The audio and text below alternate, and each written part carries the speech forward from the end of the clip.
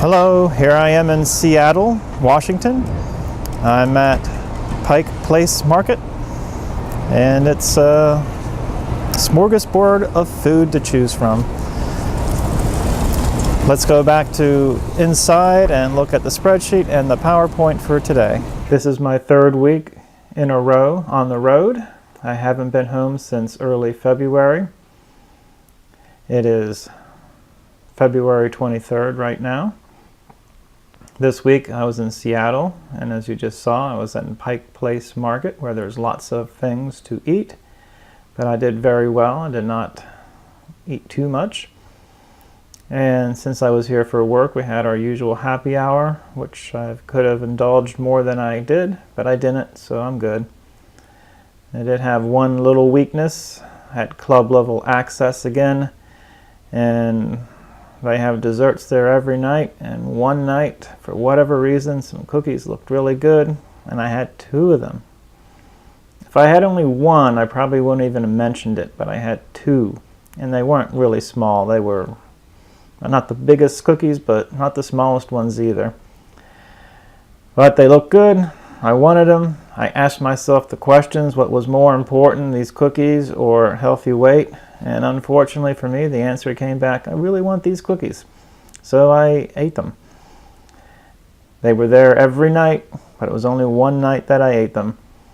So I could have done better, but as I say over and over again, I can eat whatever I want. I just can't do that all the time.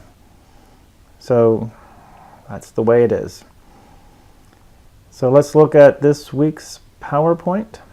The last 2 weeks while on the road, I've been going over the query theory tenets.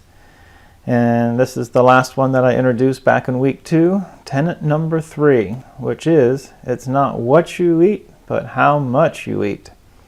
So take this photo of Eli's cheesecake and this big cheesecake that's shown here versus this. They're both cakes. One of them, if you ate the whole thing, you'd probably be dead. First of all, but otherwise, you definitely a lot of calories there in the left-hand picture. And the other one, your body would probably have not even notice. And I know this is extreme examples, but that's the point. You can eat cake, you just can't eat too much of it. So, if a diet has a rule, but there are exceptions all around you saying that, well, maybe that rule isn't true, then is it really a rule? For example, ask yourself this question.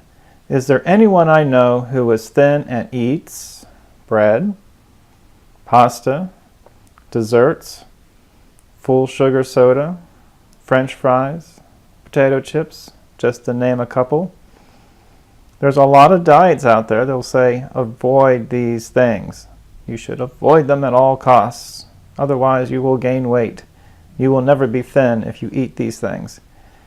But ask yourself, are there thin people that eat any of these things? And I bet you will find, if you answer truthfully, that yes, there's thin people all around you who eat these things. So here's your homework. Go to a food court or an all-you-can-eat buffet style restaurant.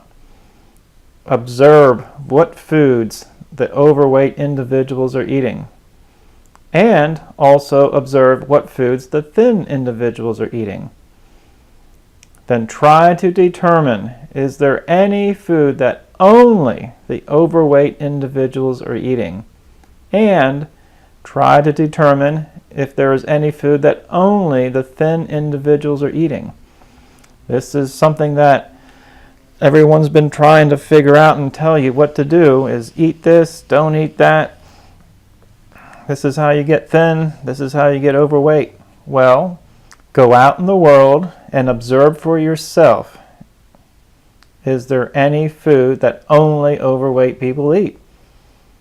And if there's exceptions because you see thin people eating that, then that's not it. And conversely, if you see thin individuals eating food, and then you later on see that overweight people are eating the same food, then obviously it's not those foods that keep people thin. This is what I call that Jerry Seinfeld diet. Just observe what is around you and determine for yourself what is true and what is not true. And I think you'll find out that what most of the diets out there are saying just simply aren't true by looking at what is around you. Until next week, when I'll be at home, I'll see you then. Bye.